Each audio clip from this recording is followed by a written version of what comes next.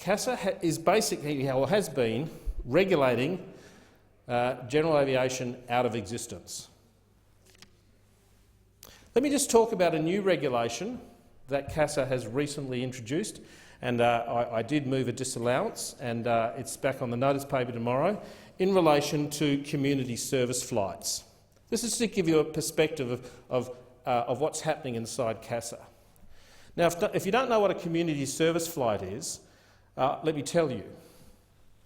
There are pilots who are willing to give their time and their experience. They are licensed, they are safe to fly, they have a licence that I can jump into an aircraft with and fly off to Kangaroo Island on the weekend if I wanted to, or whatever.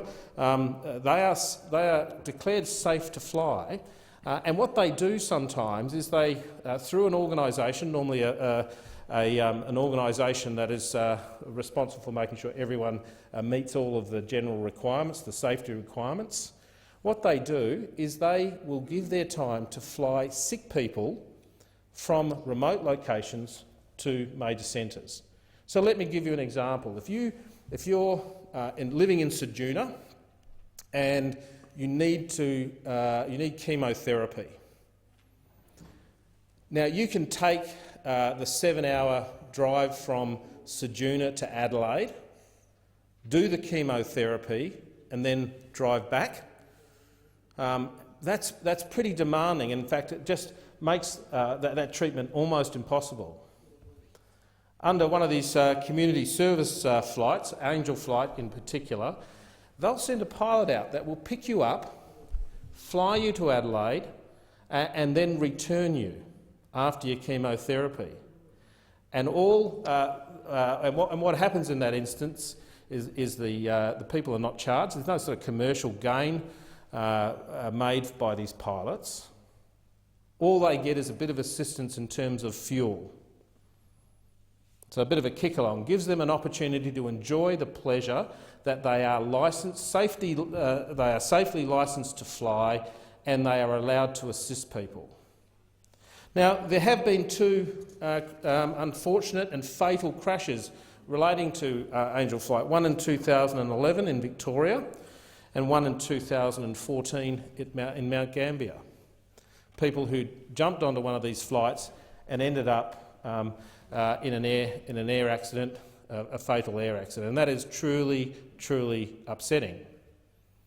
Now, CASA has looked at this, and in fact the ATSB is still looking at the second accident right now. Hopefully we'll see some reports on that shortly. But CASA then came along and introduced some new regulations. Some new regulations about minimum hours, about some maintenance-related stuff to do with aircraft. Initially, when they introduced it, they said helicopters can't be involved in these community service flights. We ask why. What was the safety basis for that decision? And very quickly, the instrument was amended, put back to the Parliament, allowing helicopters to fly. And that was within the space of a day or two of advocacy. But if you go back and you look at these new regulations, they're not focused on these accidents and safety. In fact, I've questioned CASA, I've talked to CASA, I've put questions on notice to the ATSB, which I might foreshadow when they get to estimates. They can expect me to send some torpedoes their way. Their answer was quite contemptuous in my view, but we'll have that discussion at estimates. None of the changes that have been made, had they been there back in 2011 or 2014, would have made one bit of difference in relation to these accidents. Not one thing on these new regulations, had they been implemented back when these terrible accidents took place, would have in any way changed the circumstances. So CASA's gone off and had a look at these two flights and decided they must do something. And what they've done is introduced a burden again on the industry that will see some of these flights no longer occur. And once again, it doesn't appear to be about safety. And so when we get to, hopefully in 15 days from tomorrow, 15 sitting days, I'll be asking the Senate, the Chamber, to disallow that particular instrument.